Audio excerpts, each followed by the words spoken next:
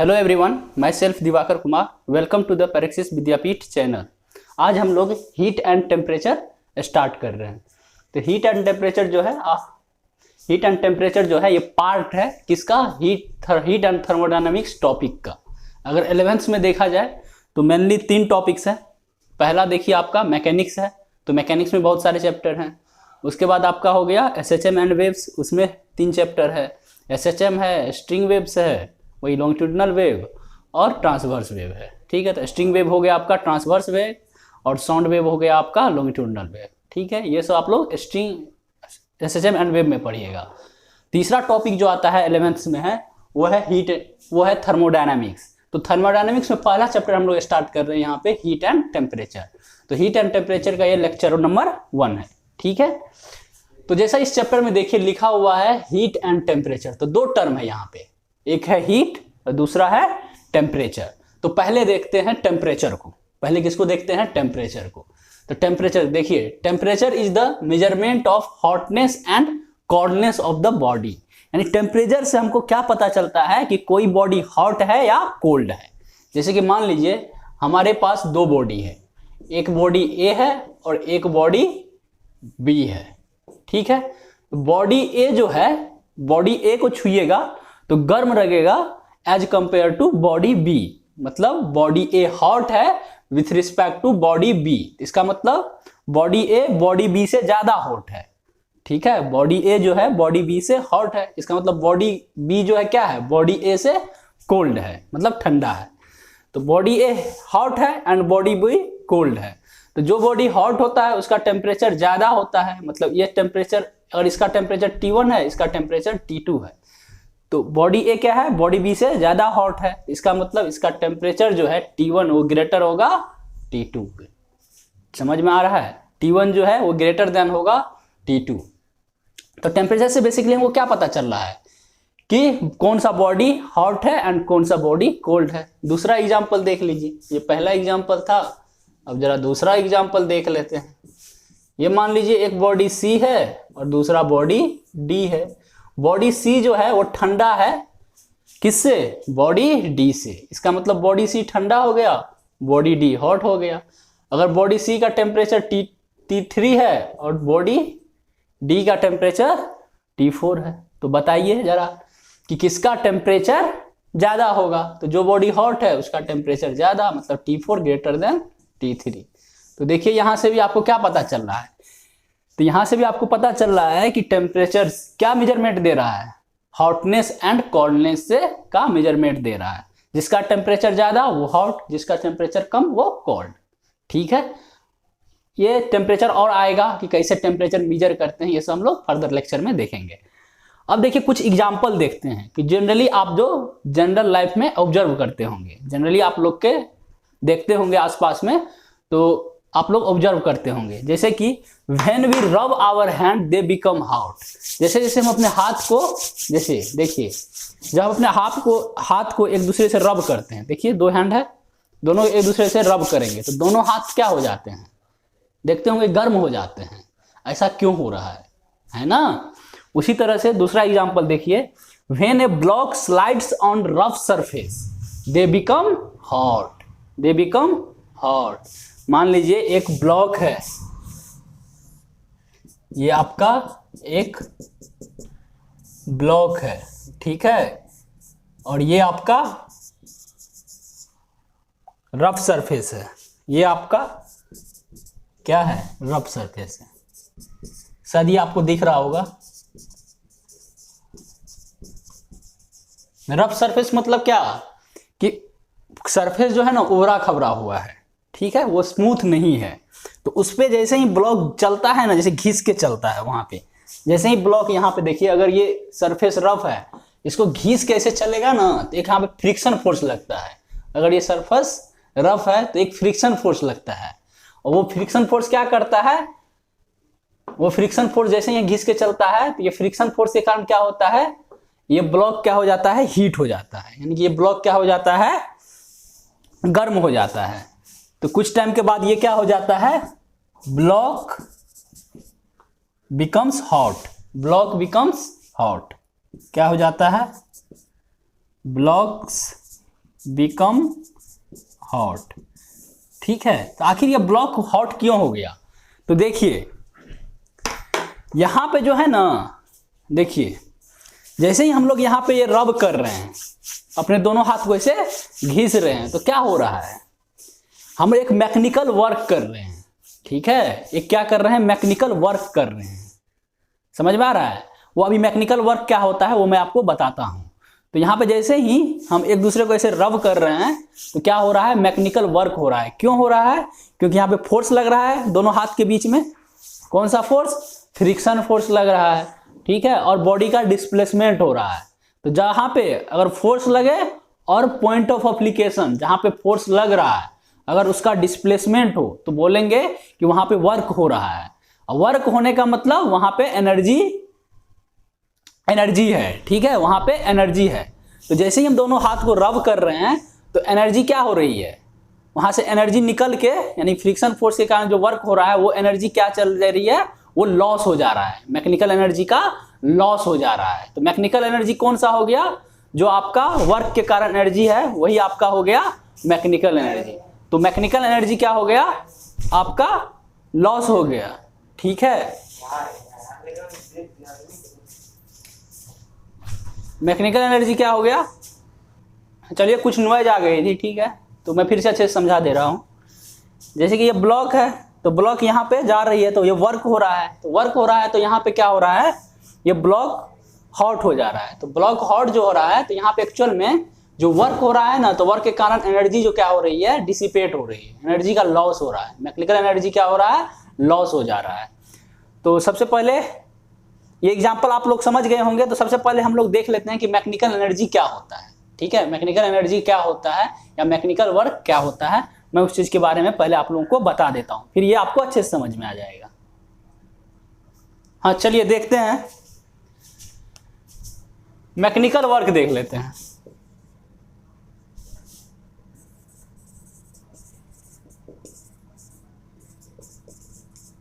Mechanical work क्या होता है, F vector dot S vector. ठीक है, जैसे कि ये ब्लॉक है, इस ब्लॉक पे अगर फोर्स लग रहा है एफ वेक्टर, ठीक है, और इस ब्लॉक का डिस्प्लेसमेंट कितना हो रहा है, एस डिस्प्लेसमेंट हो रहा है। तो मैकेनिकल वर्क आप लोग पढ़िएगा वर्क पावर एनर्जी में भी, तो वहां पे मैकेनिकल वर्क क्या होता है, formula F vector dot S vector, मतलब फोर्स वेक्टर और डॉट प्रोडक्ट किसके साथ करेंगे, डिस्प्लेसमेंट वेक्टर के साथ डॉट प्रोडक्ट करेंगे। ठीक है, तो जब भी वर्क होता है, जैसे कि यहाँ पे एफ फोर्स इस ब्लॉक पे वर्क कर रहा है, इसका मतलब हुआ कि ये फोर्स इस ब्लॉक को एनर्जी दे रहा है, ये फोर्स इस ब्लॉक को एनर्जी दे रहा है। ठीक है, तो जब भी वर्क होता है तो एनर्जी देता है, लेकिन फ्रिक्शन फोर्स जो है ना, फ्रिक्शन फोर्स जब वर्क करता है तो वहां पे एनर्जी डिसिपेट होता है, मतलब एनर्जी रिलीज होता है, एनर्जी मतलब एनर्जी का लॉस होता है। ठीक है, तो जो भी एनर्जी का लॉस होता है तो वो एनर्जी जाता कहाँ है, देखिए यहां पे, जैसे कि if friction force does work then mechanical work. ठीक है, मैकेनिकल वर्क डेसिपेटेड,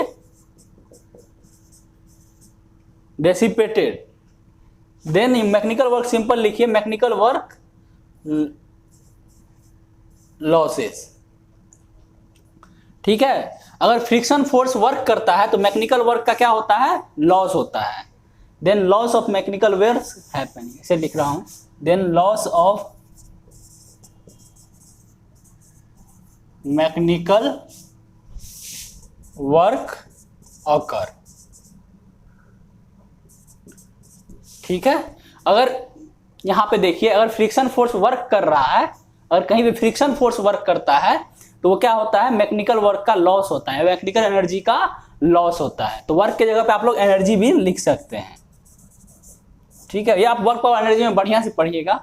ठीक है, तो मैकेनिकल एनर्जी का लॉस होता है, तो वो लॉस जाता कहाँ है, जैसे कि देखिए यहाँ पे जैसे ही हम एक दूसरे हैंड को रब कर रहे हैं तो क्या हो रहा है, फ्रिक्शन फोर्स वर्क कर रहा है, फ्रिक्शन फोर्स जैसे ही वर्क कर रहा है उससे क्या हो रहा है कि मैकेनिकल एनर्जी का लॉस हो रहा है। तो वो लॉस एनर्जी किधर गया, अपने हाथ के इंटरनल एनर्जी को क्या किया, बढ़ा दिया। वो लॉस एनर्जी क्या किया, हाथ का जो इंटरनल एनर्जी था उसको इंक्रीज कर दिया।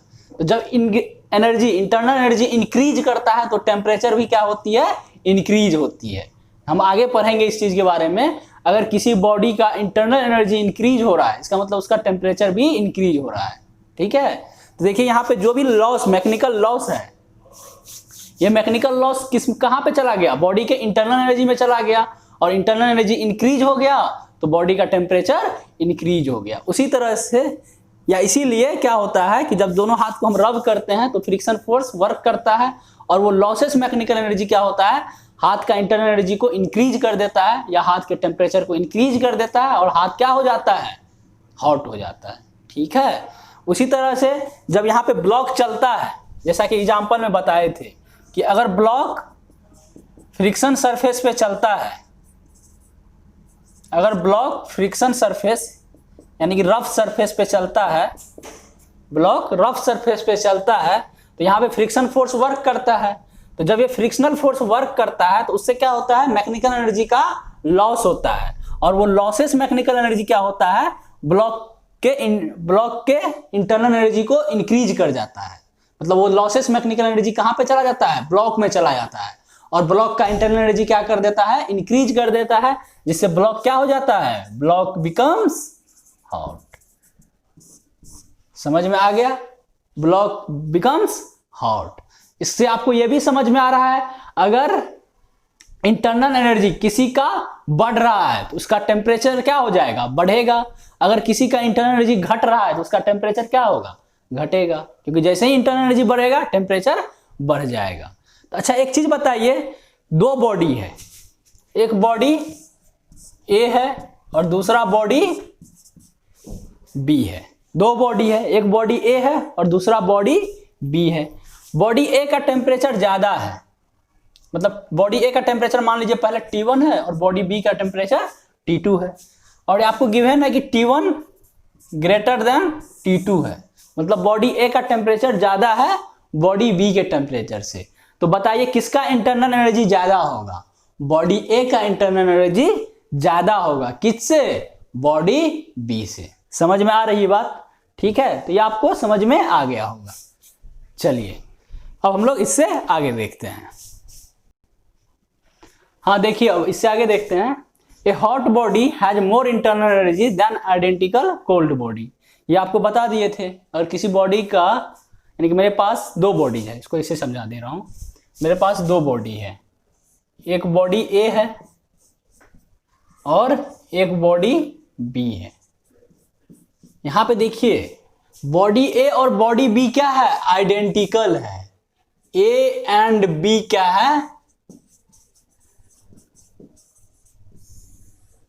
आइडेंटिकल है, मतलब जितना ए का बॉडी का मास है उतना ही बॉडी बी का मास है। आइडेंटिकल कहने का मतलब क्या, जैसा बॉडी ए है वैसा ही बॉडी बी है। यहां पे बॉडी ए और बॉडी बी आइडेंटिकल है, ठीक है। तो a hot body has more internal energy than identical cold body, ठीक है। जैसे कि बॉडी ए और बॉडी बी क्या है, आइडेंटिकल है, और बॉडी ए का टेम्परेचर मान लेते हैं T1 है और बॉडी बी का टेम्परेचर T2 है, और T1 ग्रेटर देन क्या है, T2 है, मतलब बॉडी ए क्या है, हॉट है, और बॉडी बी क्या है, कोल्ड है। समझ में आ रहा है, और ये दोनों बॉडी आइडेंटिकल है। तब ही ये आइडेंटिकल देखिए बहुत मायने रखता है, आइडेंटिकल टर्म बहुत मायने रखता है। तब ही बॉडी ए का इंटरनल एनर्जी ज्यादा होगा किससे, बॉडी बी से। अगर बॉडी ए और बॉडी बी आइडेंटिकल नहीं है तो बॉडी ए का इंटरनल एनर्जी ज्यादा हो भी सकता है बॉडी बी से, और ज्यादा नहीं भी हो सकता है बॉडी बी से। ऐसे नहीं बोल देना है, ठीक है। तो उसके लिए क्या होना चाहिए, बॉडी ए और बॉडी बी अगर आइडेंटिकल है और बॉडी ए हॉट है एंड बॉडी बी कोल्ड है तो बोलेंगे कि बॉडी ए का इंटरनल एनर्जी ज्यादा होगा बॉडी बी से। समझ में आ रहा है? अब देखिए आइडेंटिकल होने का मतलब क्या कि मास भी सेम होना चाहिए, मतलब सब कुछ सेम, मतलब मास भी सेम है, वो जैसा दिखता है, यानी कि जैसा दिखता है वो भी वैसा ही दिखता है, सब कुछ सेम है। सरफेस जैसा सरफेस इसका है वैसा ही सरफेस इसका है, पूरी तरह से आइडेंटिकल मतलब क्या, दोनों एक जैसा है। समझ लीजिए ना, जैसे कि दोनों फैक्ट्री से आया है, मान लीजिए दो ऑब्जेक्ट है, दोनों ऑब्जेक्ट फैक्ट्री से आया है, तो दोनों जैसा ये है वैसा ही ए है। अब इसको क्या किया, धूप में रख दिए, तो ये क्या हो गया, गर्म हो गया। मतलब एक ही ऑब्जेक्ट आप दो मंगाए, कहीं से एक ही ऑब्जेक्ट दो मंगाए, तो दोनों एक जैसा है, ठीक है, दोनों पूरा आइडेंटिकल है, लेकिन आप एक को धूप में रख दिए, तो ये क्या हो गया, गर्म हो गया, और ये ठंडा रह गया। ठीक है, तो जो गर्म हो गया उसका टेम्परेचर बढ़ गया, मतलब उसका इंटरनल एनर्जी ज्यादा है और इसका इंटरनल एनर्जी कम है। समझ में आ रहा है ना? ठीक है, तो दोनों आइडेंटिकल होने चाहिए, तब ये बोल सकते हैं कि जो हॉट बॉडीज है उसका इंटरनल एनर्जी ज्यादा होगा और जो कोल्ड बॉडीज है उसका इंटरनल एनर्जी कम होगा। क्योंकि इंटरनल एनर्जी पता है, हम लोग आगे देखेंगे, मास पे भी डिपेंड करता है। अगर जिसका मास ज्यादा तो हो सकता है उसका इंटरनल एनर्जी ज्यादा हो जाए, क्योंकि टेम्परेचर, अगर मान लीजिए मास ज्यादा है टेम्परेचर कम ही है, तो लेकिन मास तो ज्यादा है ना, तो इंटरनल एनर्जी ज्यादा हो जाएगा। समझ में आ रहा है? तो वो सारी चीज हम लोग आगे देखेंगे। तो फिलहाल आपको ये टर्म याद रखना चाहिए। कौन सा टर्म? ये टर्म, कि एक हॉट बॉडी का इंटरनल एनर्जी ज्यादा होगा एक कोल्ड बॉडी से। कब? जब दोनों बॉडी क्या हो, आइडेंटिकल हो। जब दोनों बॉडी क्या हो, आइडेंटिकल हो, तभी ये स्टेटमेंट सही है। ये आपको याद रखना है। दूसरा है कि internal energy of hot body decreases and internal energy of cold body increases. कब? देखिए मान लीजिए एक हॉट बॉडी है और ये कोल्ड बॉडी है, यानी कि ठंडा, ये ठंडा ऑब्जेक्ट है, एक गर्म ऑब्जेक्ट है, दोनों को क्या कर दीजिए, टच करा दीजिए। जैसे कि सोचिए, आप लोग देखते होंगे जनरली, कोई एक ठंडा ऑब्जेक्ट है, एक गर्म ऑब्जेक्ट है, जब दोनों को टच करा देते हैं तो कुछ टाइम के बाद छोड़ दीजिए, कुछ टाइम तक छोड़ दीजिए। जो ठंडा होगा वो क्या हो जाएगा, थोड़ा गर्म हो जाता है, जो गर्म होगा वो ठंडा हो जाता है। समझ में आ रहा है?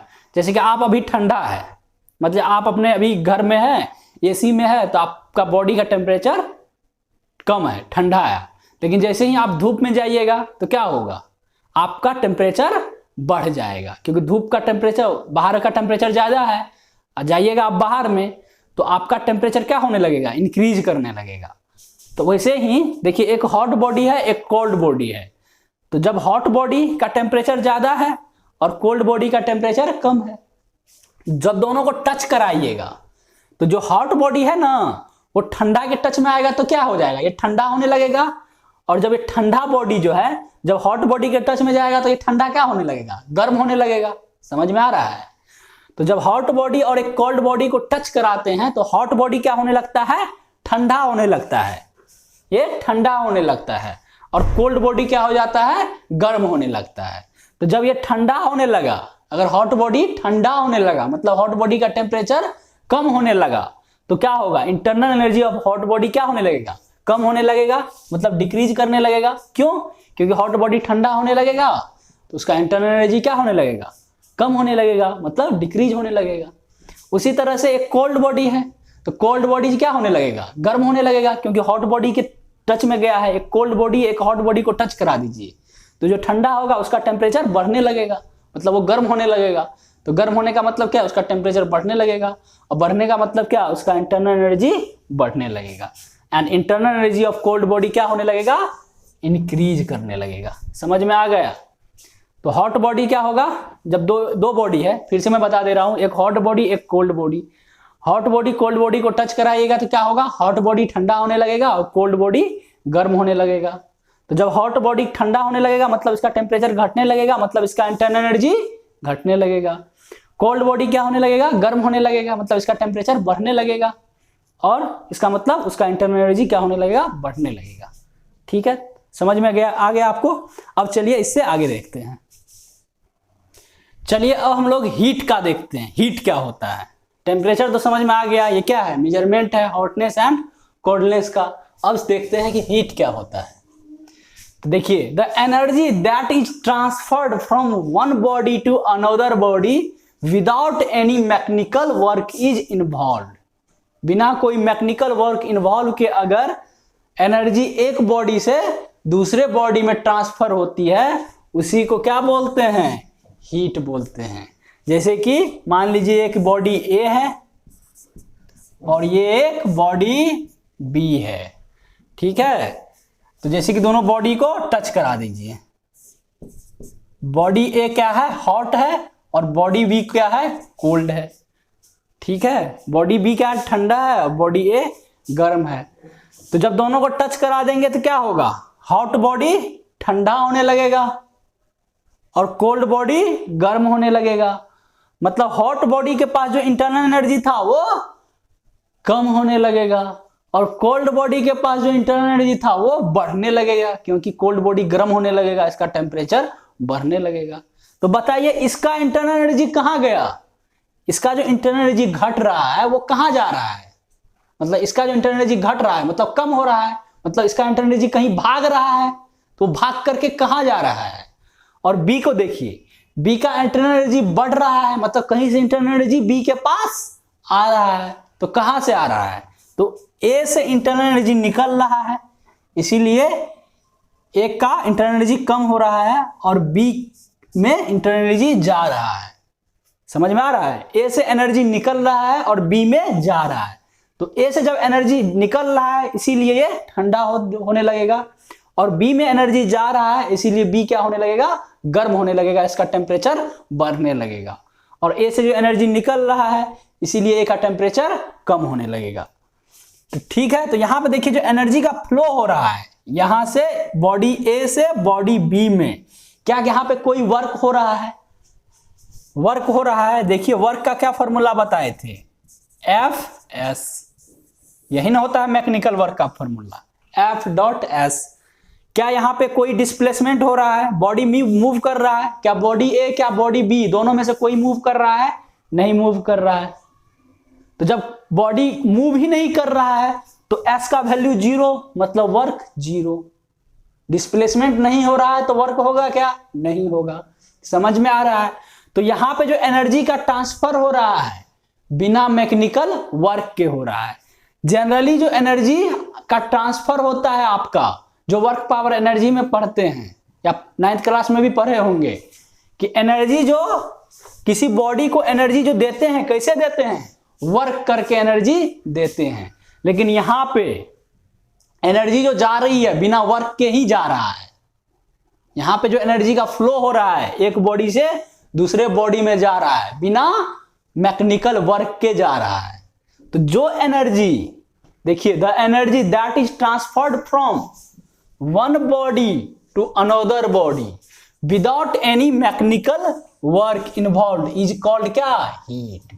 मतलब ऐसा एनर्जी जो एक बॉडी से दूसरे बॉडी में जा रहा है बिना मैकेनिकल वर्क इन्वॉल्व के, बिना मैकेनिकल वर्क हुए, उसी एनर्जी को क्या बोलते हैं? हीट बोलते हैं। तो यहां पे एनर्जी किसके कारण फ्लो हो रहा है? टेम्परेचर डिफरेंस के कारण। यहां पे वर्क के कारण एनर्जी नहीं जा रहा है, यहां पे किसके कारण एनर्जी फ्लो हो रहा है? टेम्परेचर डिफरेंस के कारण। देखिए बॉडी ए हॉट है, इसका टेम्परेचर ज्यादा है, बॉडी बी कोल्ड है, इसका टेम्परेचर कम है। तो दोनों के बीच में क्या है? टेम्परेचर का डिफरेंस है, इसीलिए बॉडी ए से एनर्जी निकल रही है और बॉडी बी में जा रही है। तो जो एनर्जी निकल के इधर जा रही है इसी एनर्जी को बोलते हैं, जो एनर्जी फ्लो कर रही है, जो एनर्जी फ्लो कर रही है इसी को क्या बोलते हैं? हीट बोलते हैं। यही जो एनर्जी फ्लो हो रही है यही क्या है? आपका हीट है। यही क्या है? आपका हीट है, जो बिना वर्क के ही ट्रांसफर हो रहा है। लेकिन ये किस लिए ट्रांसफर हो रहा है? टेम्परेचर डिफरेंस के कारण। तो यहां पे लिख सकते हैं नोट करके ऐसा भी लिख सकते हैं, heat is energy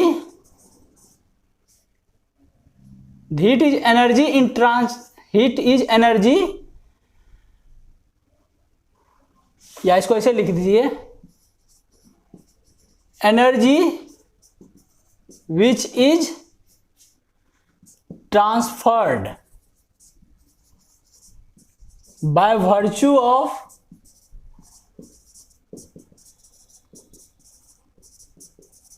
temperature difference is known as heat। मतलब वो एनर्जी जो कि ट्रांसफर होती है किसके कारण, टेम्परेचर डिफरेंस के कारण, उसी को हम लोग क्या बोलते हैं, हीट बोलते हैं। क्योंकि ये जो एनर्जी क्या वर्क के कारण ट्रांसफर हो रही है, मैकेनिकल वर्क के कारण नहीं, ये किसके कारण ट्रांसफर हो रही है, टेम्परेचर डिफरेंस के कारण। समझ में आ रहा है। तो जो एनर्जी टेम्परेचर डिफरेंस के कारण ट्रांसफर होती है उसी को क्या बोलते हैं, हीट बोलते हैं। जैसे कि यहाँ पे मान लीजिए एक बॉडी C है और एक बॉडी D है, एक बॉडी C है एक बॉडी D है, दोनों का टेम्परेचर सेम है। अगर बॉडी C का भी टेम्परेचर T0 और बॉडी D का भी टेम्परेचर अगर T0, तो दोनों का टेम्परेचर सेम, तो क्या यहां से हीट निकल के यहां जाएगी, नहीं जाएगी, यहां पे हीट फ्लो नहीं होगा, नो हीट फ्लो। समझ में आ रहा है।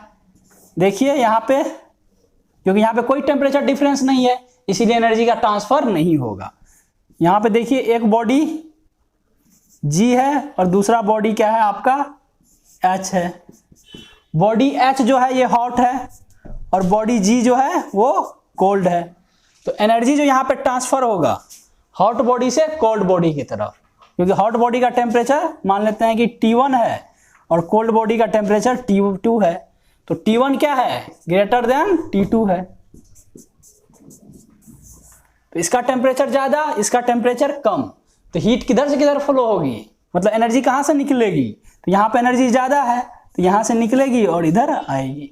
मतलब जिधर टेम्परेचर ज्यादा है वहां से एनर्जी निकलती है और जिधर टेम्परेचर कम होती है उधर एनर्जी जाती है। क्योंकि ये ठंडा होगा तो इसका एनर्जी घटेगा और जो घटेगा यानी कि एनर्जी लॉस होगा, तो वो लॉस एनर्जी किधर जाएगा, जो ठंडा रहेगा उसमें जाएगा और इसका टेम्परेचर बढ़ेगा। तो हीट किधर से किधर जाएगा, हॉट से कोल्ड बॉडी की तरफ फ्लो करेगा। मतलब जिसका टेम्परेचर ज्यादा उधर से हीट निकलेगा और जिसका टेम्परेचर कम उधर हीट जाएगा।